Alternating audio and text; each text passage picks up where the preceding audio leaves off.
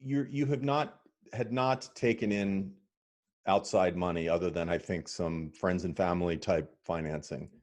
Was Yep. that the goal to be bootstrapped, or was it just something that you realized you could achieve and continue? We were fortunate, the friends and family, I would say, sort of sophisticated angels from Yeah. the DC area, right? But we raised 400,000 to start with, and that was sort of a number that we felt could get us moving. At one point, we hoped that there might be venture dollars along the way, but the reality is we were a bit contrarian in our thinking at the time.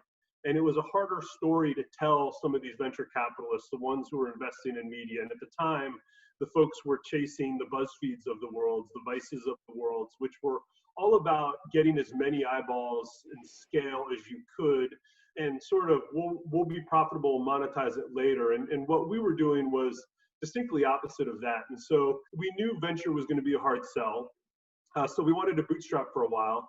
We went out and started looking for money, maybe a year in, and got a couple term sheets. But what we realized is the term sheets didn't see the value in the business we saw, and Yeah. we thought if we can hang on for another 6 to 9 months, we can go back into the marketplace and show a much different company. And what transpired is, 6 to 9 months later, we were profitable and generating cash, and we just never needed the money. Interesting. And at that point, we just thought, why would we sell away parts of our company when we are now, we're running now, Yeah. the business we can grow.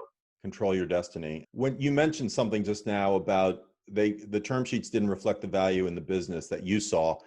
Do you, in retrospect, do you see that as that's just the way investors were thinking, or could you guys have done a better job of expressing the value? I think it was both, and I think there's parts of this that entrepreneurs always see a bigger value in their business, right? Like that's why you start a business, is because you truly believe that this thing is going to be fantastic. I think we also could have done a better job telling the story, and quite honestly, there's some things we wouldn't tell. Like I didn't want to promise anyone, no, this is going to be a $500 million business in 5 years, right? Like that's just not how media works. That's not how successful media works. There's when you're trying to grow audiences, that takes time.